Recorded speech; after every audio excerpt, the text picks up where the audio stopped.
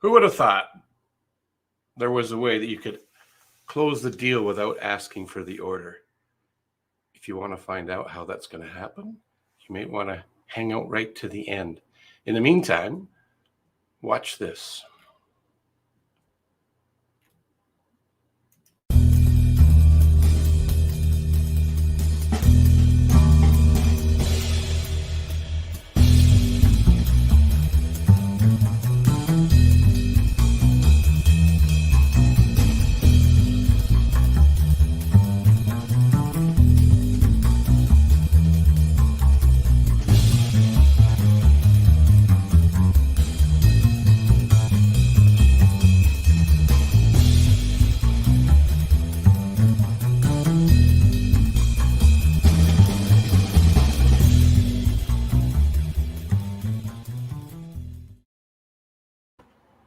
Welcome back. Hey, and if you want to ask a business coach from Focal Point a question, guess what? You could ask me, because I am one of a couple of hundred from around the globe. And my guest today is also one. So if I can't find the answer for you, as I've said on other episodes, I have access to a great group of professional business coaches around the globe, and we have one sharing some information today. Without much more delay, I'm going to bring my guest, Linda Brennan on. So here she comes right now. Watch, here she is. Look at that. There she is. Welcome and good morning. Good morning to you, Phil. I just want to read this little, I like what you called it, bio sketch. I have never heard that before. That's pretty brilliant. So Dr. Brennan, as you see on the screen, is a business coach devoted to working with women in a male-dominated industries, in all of the industries where males are dominating it. At heart, she's an educator and an encourager, and I have experienced that personally. Linda's career has spanned management and engineering positions at Philip Morris, IBM, the Quaker Oats Company, and the Coca-Cola Company, consulting in dozens of industries and teaching leadership, management, and strategy to audience from undergraduates to executives. A seasoned professional and creative problem solver, she is widely published author. She completed her PhD from Northwestern University and MBA from the University of Chicago, and her bachelor's from the Georgia Institute of Technology. She spread out her knowledge gaining experience around the U.S. A Six Sigma black belt, she earned the professional engineering license in Georgia and has been a certified project management professional. And by the way, while all that was going on, she's an author of 3 books, a couple of dozen journal articles, and has helped edit several books. So welcome, Linda. Happy that you're here and able to fit it in today. Yeah. And probably my most important achievement is I've been married for 35 years and have a wonderful son and daughter-in-law. Yeah, that's probably pretty significant. Yeah. That's kind of magical when you think about it. I'm very blessed. You are. I'm not fortunate in that way, but those are the cards that were given me. So life is good. Yeah. I'm excited that you're here. So as you heard at the beginning here, we're both Focal Point business coaches, and we can answer pretty much any question around business. And if we can't, we know somebody that probably could, because there's a wealth of experience and knowledge around the globe with some really wonderful individuals from all walks of life and different aspects too. You are a valuable sounding board to me, and I appreciate your counsel always. Well, I appreciate that. So we're going to address that question, how to close the deal without asking for the order. But before we do that, is there anything that you want to share with the world, that you have the open forum to just tell us a little bit about something that you would like to share? Oh, geez, Phil, I can go down all sorts of rabbit holes with that. I know you could. Well, business related? Yeah. Okay. One of the things that I most enjoy is when a client or student gets that moment. Doesn't happen all the time. Doesn't happen with every student particularly, especially with undergraduates, but that's a whole nother therapy session. And, that's what makes it all worth worthwhile. That's why I do what I do. It's like you read my mind. Like you're replicating what drives me crazy in a good way. Yes. It's that aha moment or that light bulb moment that shows up in individuals that I get to work with. Yeah, that's really cool. Yeah. So mindset. It's interesting that we're going to talk a little bit about that today because I'm working on a secret project with another business coach associate of mine. We meet on a weekly basis to work on the secret project. Soon it won't be that much of a secret, but it's a secret for now. And one of the things we're talking about is mindset. So how has mindset changed in the selling process for you? Well, as you know, you've been a great accountability partner in helping me improve my mindset. I will say that I started with IBM in a technical sales support capacity. So I went through sales training at, a world-class organization and have really even taught professional selling. So I get how to sell and think I can sell almost anything. But when I decided to become a coach, suddenly I realized, I'm selling myself. And that went against the grain of all of my upbringing, right? Just fade into the woodwork, be seen and not heard.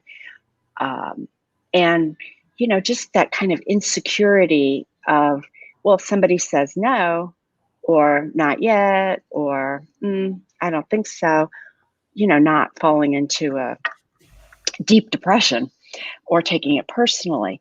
And I can't say that I've mastered that, but I've learned that really the selling process is not about me. It's really about the prospective client and what their problem is and how well they believe I understand what their problem is. So a big thing, besides just, working on self-esteem issues, I have all those crazy credentials just because I kept feeling like I had to prove myself. Thankfully I'm at a point in life, I don't think I'm going to get any more credentials, but I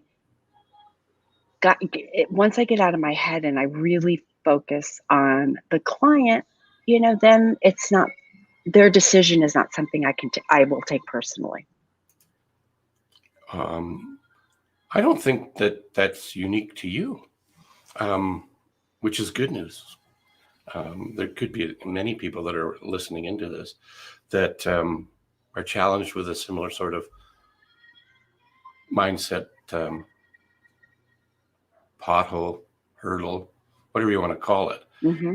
And in the coaching space, I've run into a number of people that ask a question in their mind, maybe not out loud a lot, but who am I to do this? Right? I think it's labeled as the imposter syndrome. Absolutely. Right? Yes. And it's not unique to us, you or me. It's something out there. So mindset is really an important aspect. And I like how you talked about once you got clear on it's not about you, it's about understanding what the challenges that the people that you're looking to work with may have, and what can you do to help them. And that's really all about what it is. Serving, to me, professional selling is serving and providing value. And this is not a really good example, but it really does bring the point home. I was taught is that a professional salesperson sticks the dagger in and twists it around a little and pulls it back out. But because when they pull it back out, the people are better because of it. So it's a little awful. I know, but it's true. That's kind of what we do as professionals, right?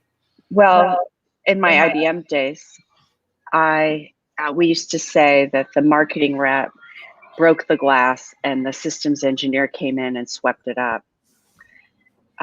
And as it turns out, my now husband was a marketing rep and I was the systems engineer. And I've got to say that pattern hasn't really changed in life. Well, that's why you were able to sustain 37 years, Indeed. because you've made it work and you know how to fit it in together. Yeah, if you want to hire me for a coach for relationships, it's not my specialty. Uh, um, what are some of the things that you do to attract, find, locate new clients? Well, when I shifted from full-time academia to becoming a coach and trainer, initially, I was doing a lot more training because, people knew me as a teacher. So, it was very affirming. Former MBA students, had reached a certain level of authority and they'd bring me in to teach their folks. But I guess I should mention during the pandemic, I relocated from Georgia, where I had lived for 25 years, back to Illinois to be closer to family. And so, really, I started fresh. I mean, it's not to say I don't still have clients in Georgia, but my focus has been much, much more on the coaching. And I just have really, at Focal Point, we talk about a Parthenon of marketing. And the idea is to have, generally three trajectories that you focus on. I mean, everybody does some social media. That's kind of a, table stakes cost of doing business. But network, coaching is so personal and so relational that, people have to know and like and trust you before they'll want to do business with you. So I joined a bunch of networking groups. And even though you might have said, you're joining too many networking groups. And what I've done in the past year is figure out what works for me and what doesn't. So even though I'm not shy, I am pretty introverted. So all that networking stuff just exhausts me. And what I've settled on are really two things. One is I really find I prefer referral networking groups like a BNI. In Chicago, we have a group called Provisors, which is like BNI, but limited to professional services providers. Anyway, the idea is that you develop these relationships not with the intent to sell directly to the people that you're interfacing with, but so that they're in a position to refer you if somebody talks to them about a problem you might be able to help with. That is so much more comfortable for me to do that. And I'm in a better position to add value, especially being part of two different referral networks. A lot of my, and I'm new to the area, so a lot of my introductions are interconnecting those two networks. But I still have, I'm a business coach. I'm part of the chamber. And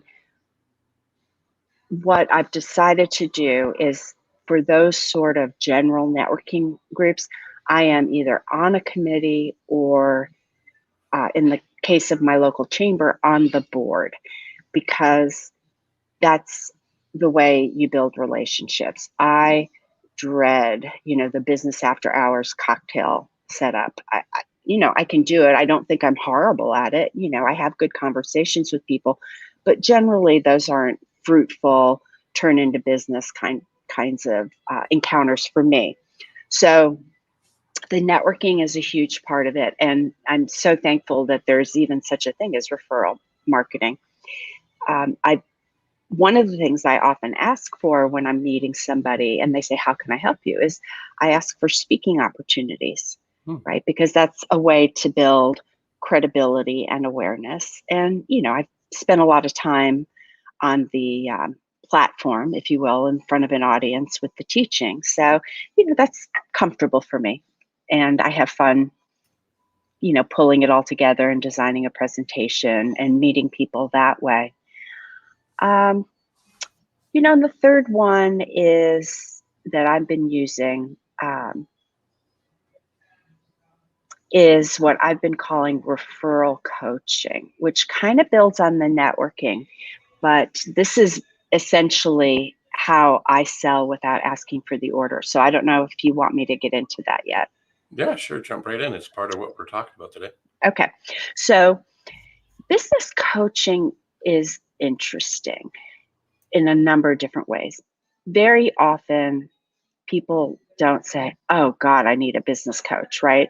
I mean, we all know what an accountant does. We know what a plumber does, right? We know when we need them, but we don't necessarily wake up and say, oh, I really need a business coach. And, so that's one problem. People don't perceive the need. The other problem is really, even though, Focal Point is awesome. I love the training. I love the network of colleagues. I love the support, the methodology, all the stuff that comes with being a certified Focal Point coach. Really, anybody can hang up a shingle and say, oh, I'm a coach, right? So, what people do as coaches is it's very variable, but also kind of amorphous. And then ultimately, it's intangible. So, what I have been very successful at doing is getting to the point where, I've got a relationship with someone that I think could be a good referral partner. And I offer them what I call referral coaching. So it's free, it's 3 sessions, and we do a strategic business review. I help them with setting goals, and then we identify, possible things that they can work on. So they get a sense of my style, they get a sense of the content and the methodology behind the coaching. And now I have someone who's really in a better position to be an advocate. A completely unintended consequence that's been wonderful for me is I would say I have about 80% conversion rate where the people that I have offered to do this for have actually become clients, which I wasn't intending. And I don't ask for the order. It's kind of, thanks. This has been I hope this has been helpful to you. Do you feel comfortable that you can refer me? And they say, yeah, I'd really like to keep going. And we do. Yeah, that's called professional selling, by the way. You remind me a couple of things. I have a client I'm working with across Western Canada, and we're working on the sales side of things. And it's a comprehensive program that deals with more than just the sales process, deals with mindset and Mm-hmm. understanding behavioral sciences about how people show up and how they like to communicate. But without getting into a deep dive of what that's all about, yesterday, one of the exercises that we went through was to imagine yourself with the guidelines that you could not go out and look for new business and you could not market.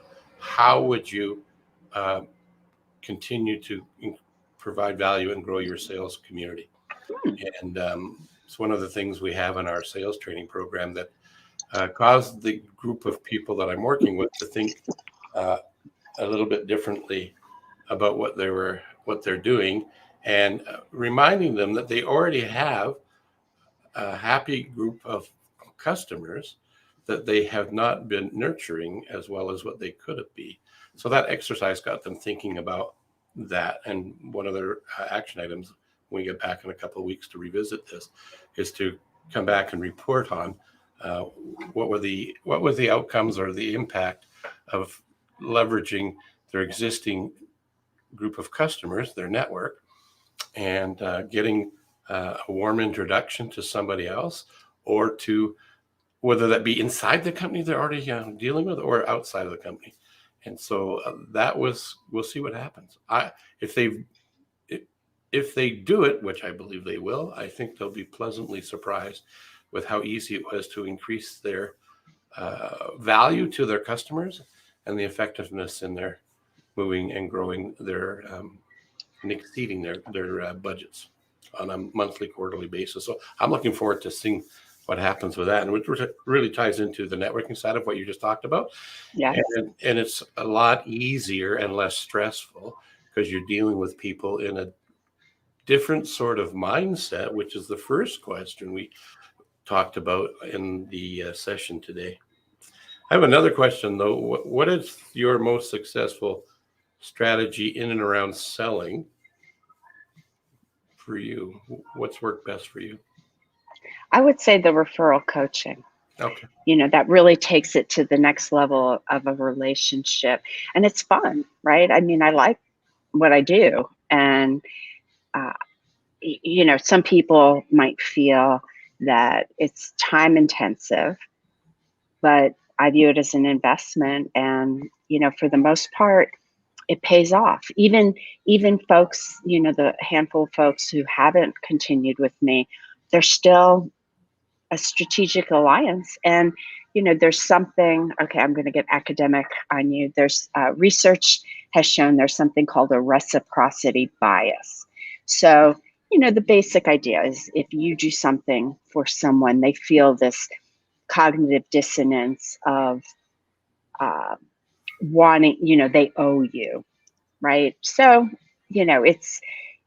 it takes that relationship to a deeper level, and maybe they're a little more attuned to wanting to give referrals to me.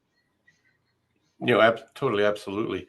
And to bring it to the non-academic level of, I knew you would. Just to make it simple, because one of the people that I follow, he's taken complicated psychological phraseology and put it into plain English.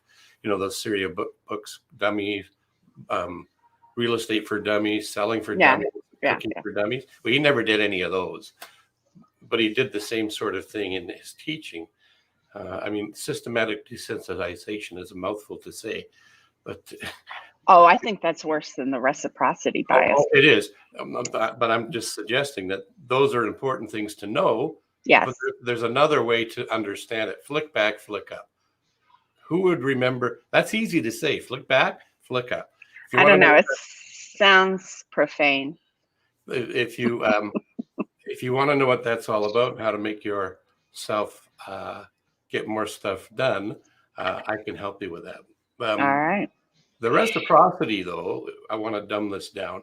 If you go into your favorite coffee shop and they have in cooler climates, they have a foyer with 2 doors so that you keep the cold air out and the warm air in. Yes. And what ends up happening, one of the favorite places I go to, I won't leave them nameless because they pay me for a commercial. I go to a coffee shop and they have the 2-door system. And often you get somebody that opens the door and you walk through. And what do? You open the door and they get the first spot anyway. So the law of reciprocity is there all the time, everywhere. Theologically, you could call it the golden rule, right? Yes, you could. You help somebody in the, and I'm not a big fan of the golden rule. Yes. You're going to get struck by lightning. No, I have a shield around me. I'm more a fan of the platinum rule. Oh. Treat others the way they like to be treated. Okay. Don't treat others the way you like to be treated, because it might be a mismatch. And without going to a deep dive of behavior sciences, we could be as high as 75% miscommunicating with people because we followed the golden rule. If we follow the platinum rule, we're going to be 75% more accurate than the golden rules. Yes, those communication styles, which is something you and I go through with clients. Yeah. That's that would be a whole huge topic in and of itself. That would be great to dive into. It would be. So when you're not teaching, writing books, editing books, coaching, what do you like to do for fun? What do I do for fun? I am pretty athletic, so I work out, I play tennis or pickleball. We go for bike rides now that we live in a state that has bike trails. And I spend time with family. That's why we moved. I will say right now, our poor dog had to have knee surgery. She had a torn ACL, and it's a little tough having a 70-pound dog who can't really walk very well. So that's pretty time consuming and top of mind. But you don't do that for fun. No, that's true. But she is just being sweet. But and I read, as you know, you can probably tell my geeky side. I read a lot, but you do too. Read a little bit. Yep. But when the dog's healthy, though, that would be part of the fun part, wouldn't it? Yes. Oh my gosh, she is so fun. She loved our first winter in Chicago with the snow, and yeah, it's been great. So if we were live in front of an audience with real people in it, it's like it means it just sounded like I said the people watching this are pretend. It's not what I meant. I know. Okay, that's a pet peeve because you and I are live. Yeah. Even though we're on StreamYard or Zoom or whatever, and people keep saying, "Are we going to stay Zoom or are we going to go live?" And I'm, that's just pet peeve. Yeah. Anyway, if we're with in a room with people here with us, I would have asked you to demonstrate something to the whole audience, but within the frame of the camera, it doesn't have the same impact. So you're off the hook. I'm not going to ask you to do that. Okay. Flick up, flick out. No, flick back, flick out. It's going back to your past successes, wallowing in those things, taking those ideas and leveraging them to move forward so that you can remove the dissonance that shows up and reduce the stress so that you can move into the new, the extraordinary, turn it into your second nature, just like you, more easily. Like I've shared the stage with Brian Tracy using that. I've started businesses, and yeah, it's an amazing thing. And yes, there's that psychologist that figured this out, but my mentor taught it in a way that I could teach it to 10-year-olds, hockey players, to get more out of themselves. It's amazing. Dumbing it down, make it simple so people can assimilate it much easier. So I think for the most part, that's generally what we at Focal Point do as business coaches, is we help people get more stuff done in a fraction of the time. And not to do too much of a commercial, but I'm going to do a little one. And that is, I found that for every dollar that's invested by our clients, they can look forward to a $5 to $7 return if they do the work, right? If they're not prepared to do the work, well, nothing happens. It's like you say you work out. If you just said you worked out, the results would be there. I mean, the results of you working out are there because you're living that healthy lifestyle, and you probably look great versus somebody who's not working out. There might be a few pounds over where their ideal health weight would be. Anyway, we have a friend of mine. He's from Massachusetts, Mr. Ron Goodwin. He says he's live. I think that's what Ron's saying. He's an interesting character. Hi, Ron. He's an entrepreneur. He's been doing what he's been doing for a number of years, and he's in kind of the swag business, really good at t-shirts. And he lives on your East Coast, I believe in around Maine, I think. He's saying, hi, kids. Well, he's so much older than us. Yeah. Anyway. I think not. No, I'm being facetious, of course. Anyway, would you have a parting comment to share with our audience? Yeah. If we're doing shameless plugs, one of the problems I run into a good bit with my clients is they are crazy busy, right? Because part of the proposition is to find more time as well as make more money. And so I scratched a funny itch, all that scholarly writing I had to do over the years. I wanted to write a book that was basically a novel that teaches some business concepts. And it's ultimately about doing more with less, saving time, getting bigger results. And I think it's funny. I don't know if anybody else does, but quick read, as my coach likes to say, it's short, but would love to see it help people. There's a summary at the end of the key concepts. So anyway, if you might learn something, and hopefully you'll have a laugh or two. And you'll learn that the main character is not quite the